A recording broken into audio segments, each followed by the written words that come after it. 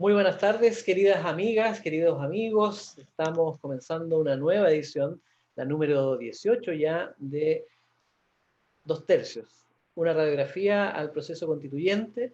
Y en esta ocasión vamos a referirnos a los últimos acontecimientos, los más notables, los que de algún modo van engendrando nuevas consecuencias, que han ocurrido en la semana que recién ha transcurrido. ¿Cómo estás, Patricio? Gusto saludarte nuevamente. ¿Cómo estás, Alejandro, estimados auditores? Bastante bien, bien. En capítulos anteriores, particularmente después de la mega elección del mes de mayo, comentamos que los resultados obtenidos en cada una de esas 4 elecciones daban cuenta de 4 Chile.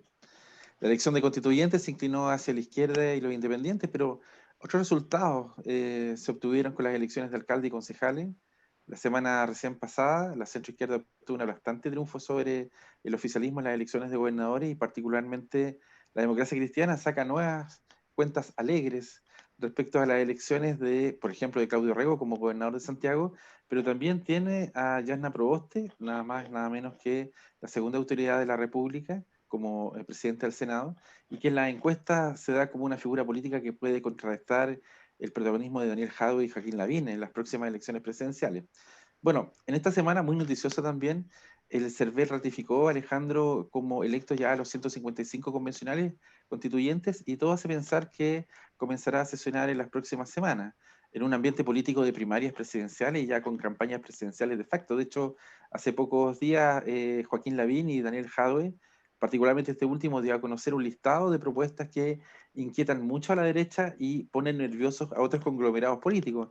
Por ejemplo, propuestas de seguridad social y de previsión social en Chile, temas relacionados con los medios de comunicación, lo que pone una lápida en el primer caso.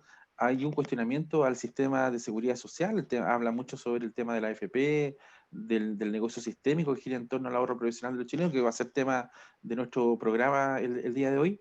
Pero también, Alejandro, es bueno recordar lo siguiente, que es en este ambiente donde los constituyentes desarrollarán sus propuestas de redacción de una nueva constitución política para Chile.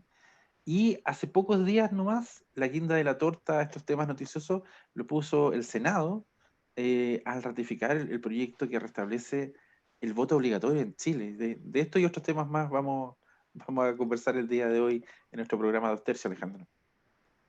Sí, efectivamente, poco a poco se han ido acumulando avances en diferentes materias que tienen relación con lo que nos importa y nos convoca, que es el análisis de lo constituyente. Y en ese sentido, a propósito de lo que tú mencionabas, efectivamente, eh, la, el diagnóstico inicial, esta idea del voto cruzado que nosotros instalamos en programas anteriores en relación a los resultados generales de esas 4 elecciones, se confirmaron el fin de semana pasado. Efectivamente, la, la, la aplastante mayoría que obtuvo la ex concertación en las elecciones de gobernadores, en la suma final, en la raya para la suma, lo que hablan es de este voto equilibrado, eh,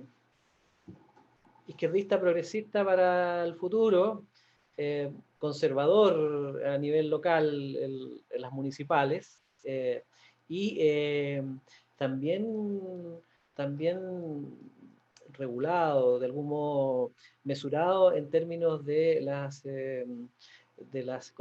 constitución de los gobiernos regionales, no de los gobiernos regionales precisamente, sino del gobernador regional. Así que ahí, como siempre, la sabiduría popular apostó a 3 pingos y los 3 pingos siguen en carrera. En ese sentido, el centro no está muerto, como tú bien mencionabas, y probablemente sea una de las opciones que siga ganando adeptos en la medida en que los otros dos sectores se polarizan. Y esa polarización viene de la mano con la lluvia de programas, ¿ya? El oro y el moro se está ofreciendo, y eso también de algún modo lo anunciamos. Planteamos que la alta inconveniencia de traslapar las elecciones presidenciales con el proceso constituyente, porque van a ocurrir 2 cosas. Primero, los candidatos presidenciales eh, entre más extremas sean sus visiones de la sociedad, van a tener que extremar sus ganchos, sus ofertas, sus liquidaciones para captar la atención de la población, y en ese sentido la competencia ya comenzó. Estamos recién analizando las propuestas de esta semana. Algunas ya aparecieron con errores de redacción, errores de edición, como ha salido a aclarar el comando de Howell en referencia, por ejemplo, a los temas de AFP. O la contradicción que se ha generado, la duda abierta que se ha generado en torno a los temas de propiedad privada. En fin, pero para eso son los programas, para dar que hablar. Y de pasadita para capturar a más de algún incauto que anda soñando con que la vida es fácil y simple. Y por lo tanto lo que vamos a ver, dijimos claramente, vamos a ver propuestas que extreman eh, los, eh, los ofertones, eso está claro. Y lo segundo que vamos a ver, y de eso no habíamos hablado tan claramente, es que la Asamblea Constituyente es un campo gravitacional, como lo hemos señalado, establece una tensión, tiene un peso enorme en la discusión pública, y por lo tanto va a atraer la mirada de los candidatos y de los programas. Pero eso lo habíamos mencionado, pero no habíamos dicho que va a ocurrir algo, o los candidatos y todo el mundo va a intentar que ocurra algo, y es que una parte de los constituyentes actúe como un grupo de cheerleaders, en el sentido de que, por un lado, el candidato presidencial plantea una cosa, y por otro lado, el grupo constituyente afín le hace eco, le, le responde, de algún modo asiente, y de esa manera se establece una relación que busca potenciar a unos y a otros en los planos en el que están: el electoral presidencial por un lado y la discusión constituyente por otro. Así que vamos a ver este comportamiento de barras también al interior de la Asamblea Constituyente. Espero que no prospere, además espero que solo eh, se dé en esta etapa presidencial dura, que es la primera vuelta presidencial, y se vaya atenuando con el tiempo, porque si no sería más que preocupante, puesto que lo que instalaría es una lógica más bien electoralista al interior de la Asamblea Constituyente, lo que de algún modo desvirtúa su objeto inicial, que es una conversación tranquila, pausada, mirando y velando por el futuro del país. Llama la atención, Alejandro, en el programa, al menos de Daniel Jadwe, no así en el de Lavín, que hay elementos como indicativos en cada una de las propuestas, que son varios, digamos, capítulos que tiene este programa, pero siempre termina rematando que la nueva Carta Magna debe considerar tal punto, como reafirmándose que, o asegurando de alguna manera que los futuros constituyentes que van a redactar la nueva Constitución deberían considerar, para que se implemente su programa, ciertas consideraciones dentro de la Constitución. Claro, Eso entonces es un fenómeno nuevo, ¿no? es un fenómeno nuevo, pero entraña un riesgo, porque en el fondo, ¿qué es lo que vamos a tener? Una, un programa presidencial devenido en constitución, porque eso es lo que de algún modo se plantea. Con el tiempo, 2 o 3 años después, o 4 años después, terminaría llamándose la Constitución de Jadwe, y por lo tanto dejaría de ser útil en menos de lo que canta un gallo. Ese es el riesgo que se genera cuando alguien intenta de algún modo teñir, alguien en este caso son los candidatos presidenciales, ¿cierto? Cuando intentan teñir la constitución con su impronta. Por más que le guste, por más que le interese, por más que sienta que determinados temas son claves para el país, convencionarlo basta y sobra, pero ya intentar de algún modo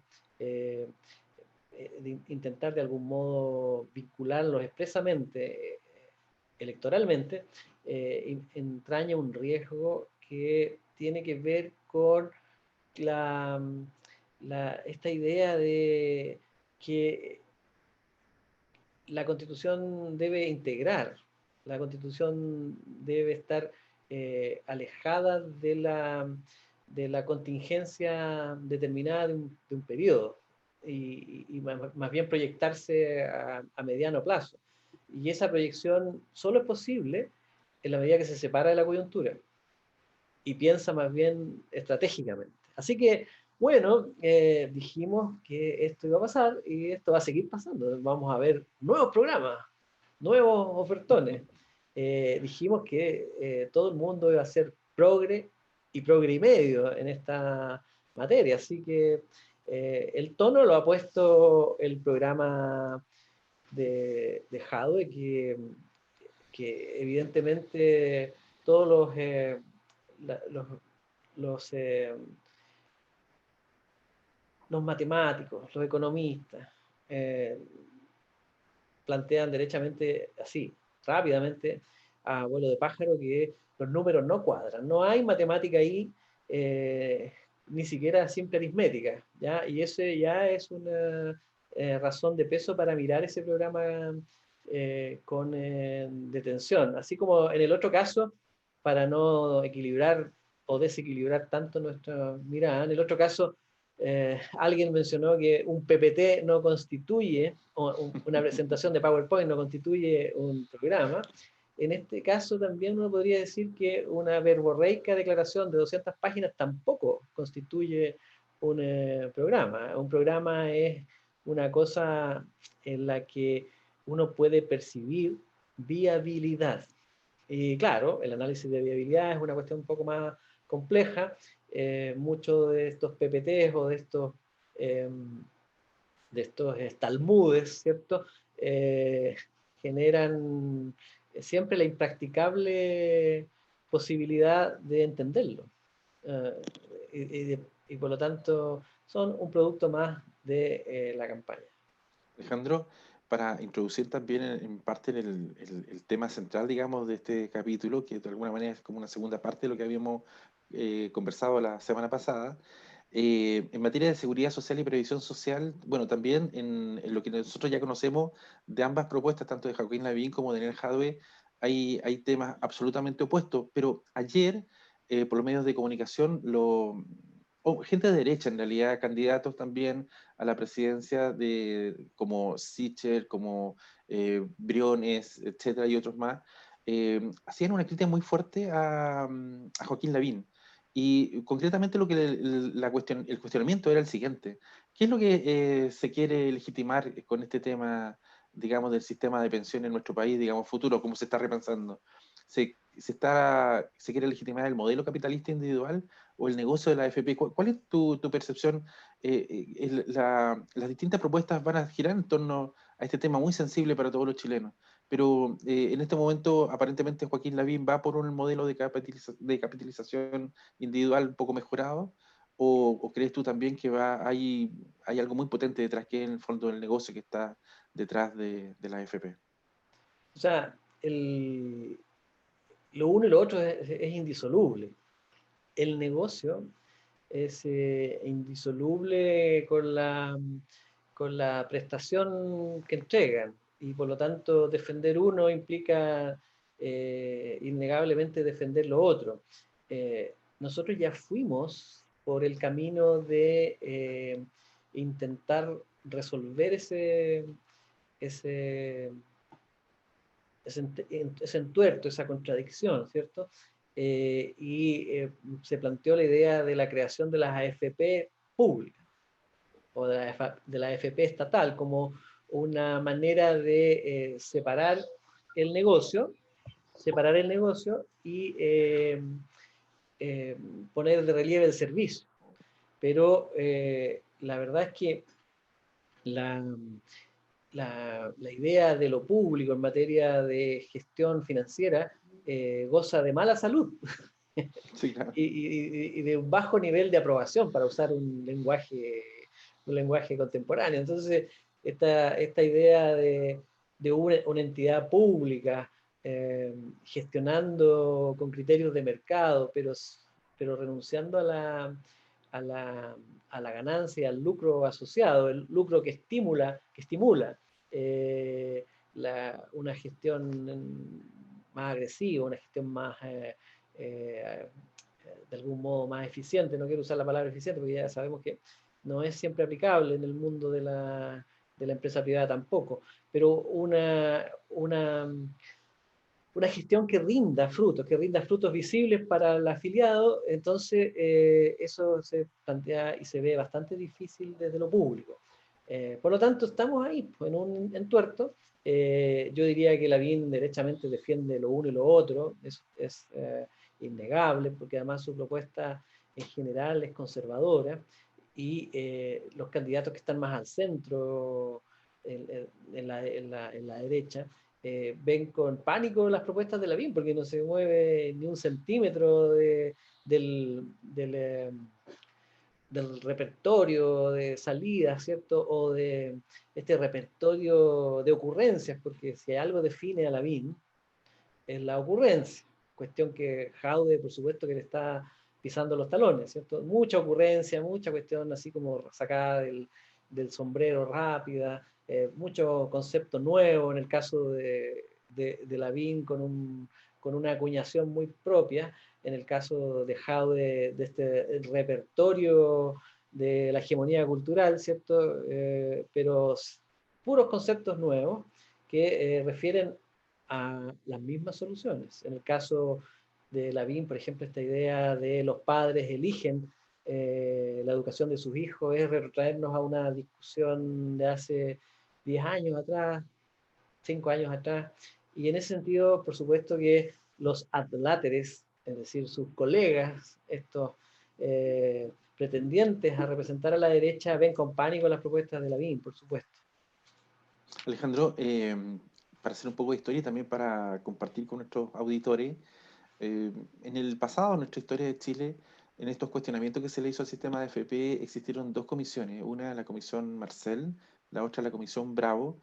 Sobre el primero yo recomiendo, y también te quiero hacer una pregunta sobre la comisión Marcel, bajo el título, un interesante título que se llama El derecho a una vida digna en la vejez. La comisión Marcel comenzó a sesionar en el año 2006 y el 2008 entregó, digamos, su informe. Y ahí él comenta que las AFP como tales no están en crisis al cumplir sus mandatos de recordar los fondos de los trabajadores con empleo estable y ser rentable. Lo que él dice, en el fondo, es que lo que está mal es lo otro, que en nuestro país lamentablemente no tenemos una cantidad de personas que tengan empleos fijos, ¿no? Sino que todo lo contrario, hay una precarización, digamos, en los ámbitos laborales que ha ido creciendo hasta el día de hoy.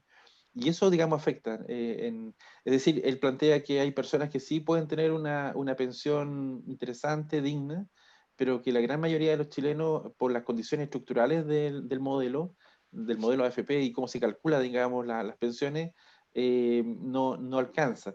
Pero de esta comisión, Marcel, hay algo notable que es lo que yo te quiero referir, que él crea, entiendo que hay un concepto de la OCDE.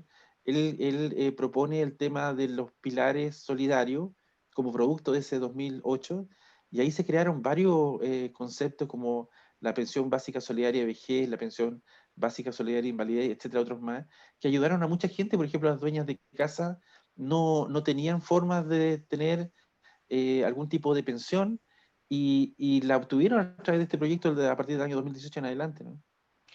Efectivamente, ese es está en el marco de lo que se llamó el sistema de protección social. Claro, sí. Y el sistema de protección social no solo instaló esos pilares, que pueden haber sido muy modestos en comparación con las necesidades, pero además instaló el auge, por ejemplo. Claro, sí. Antes del auge, la salud no solo era mala, era salvajemente mala. Después del auge, yo creo que tiene muchas deficiencias, pero ha mejorado. Entonces, volviendo a lo de Marcel, en esa idea de que la AFP como instrumento de gestión de fondos es bastante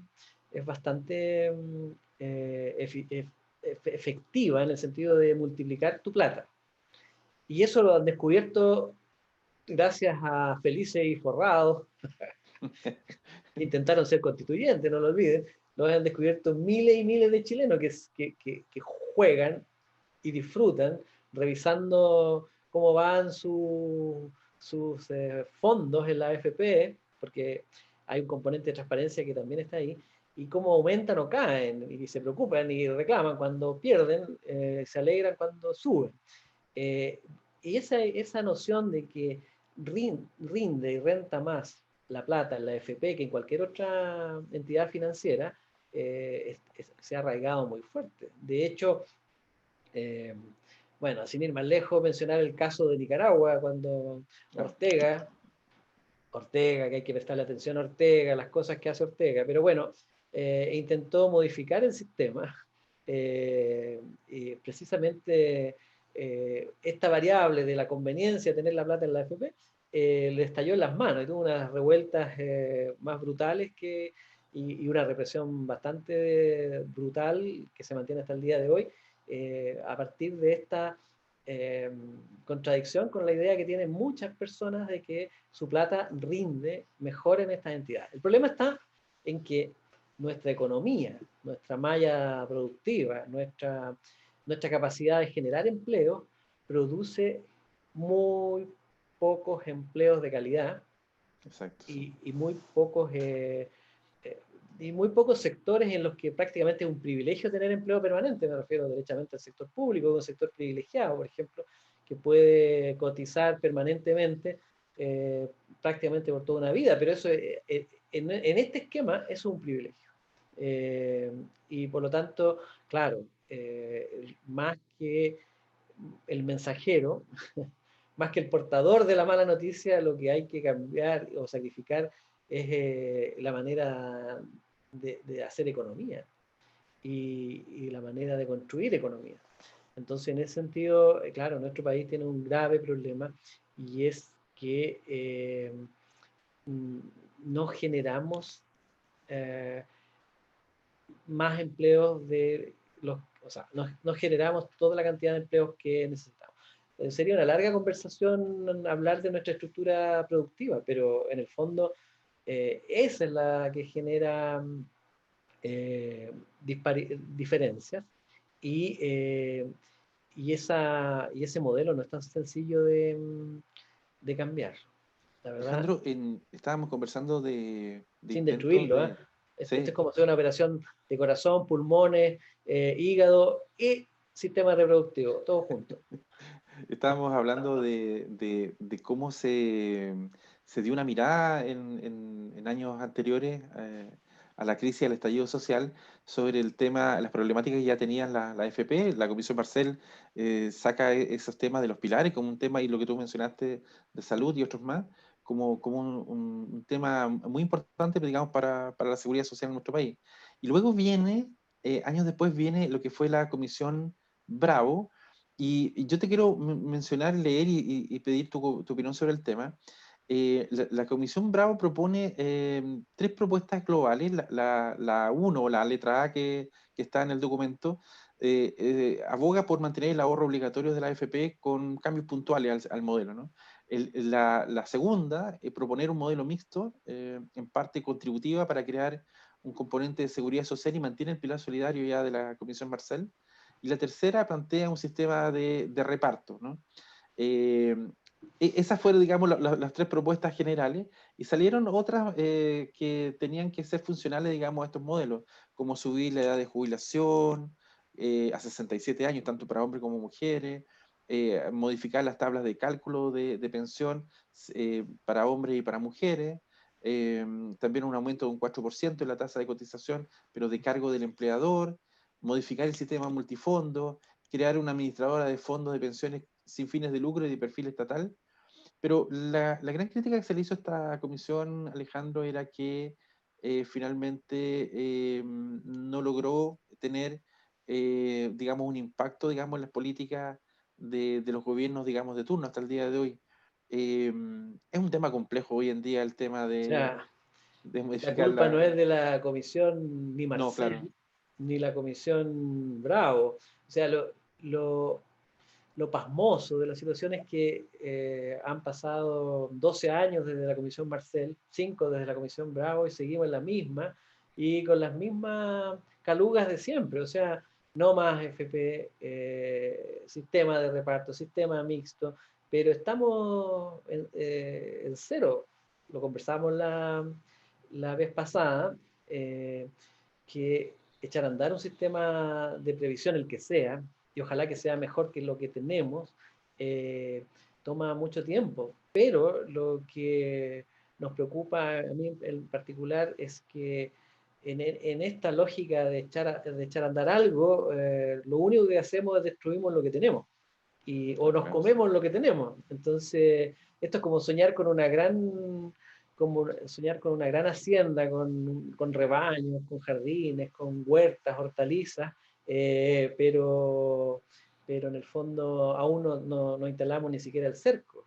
Y la pregunta es, bueno, ¿cuándo empieza a producirse cambio de verdad? Al menos la Comisión Marcel generó cambios muy modestos en su minuto, pero que significaron la ampliación de estos pilares solidarios, y sobre esa lógica hemos seguido avanzando y manteniéndonos en pie. Finalmente, decir que dijimos que esta es la época de la impostura.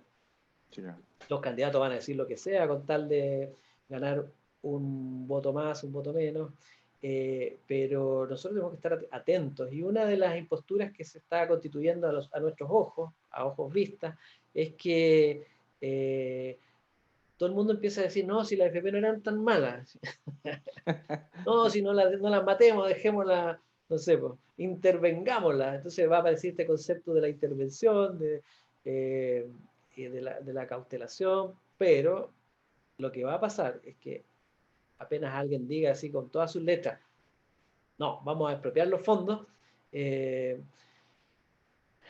no creo que lleguemos al nivel de Nicaragua, pero eso va a cambiar radicalmente la idea graciosa con que al menos los sectores que tienen plata en la AFP ven estas propuestas. Por supuesto, Alejandro, porque no tienen ni un peso, la AFP no tiene mucho que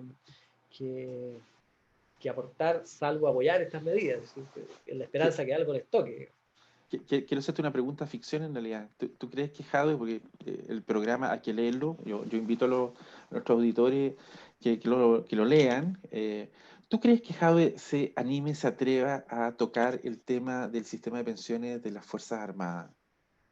En nuestro país tenemos distintos modelos de pensión, uno de ellos, que parece muy interesante, el de las Fuerzas Armadas, o sea, pero con una ese mirada... sistema.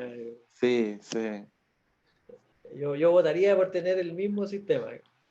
Ahora, yo creo que no, hay que tener alma para hacer eso, porque se sabe de qué se trata, pues finalmente, es más fácil tocarle la plata a la gente de la FP y expropiársela en nombre del pueblo que tocarle el sistema de las Fuerzas Armadas. Pero en rigor es una discusión que hay que tener. Y porque dijimos que dos sistemas puede ser ya una complicación, pero imagínate Francia con 42 sistemas de excepciones. Claro, Entonces, yo creo que por ahora Jadwe solo en sus prolegómenos, en sus introducciones, en sus arengas previas va a hablar de eso, pero no va a proponer nada parecido a eso, porque en el fondo la polarización también tiene sus límites. ¿Y dónde habría que mirar? Dicen que el sistema holandés es el mejor sistema de pensiones del mundo, pero obviamente tiene una estructura distinta. Como holandés y trabajar como holandés y pensar como holandés, porque ese es el fondo. Ese es el fondo, ¿cierto? Entonces busquémonos un modelito que nos sirva a nuestra idiosincrasia también. Y eso, la respuesta es obvia. No hay que copiar, hay que crear algo, pero para eso, conversación, discusión, argumentaciones, acuerdos, exacto, itinerarios de avance.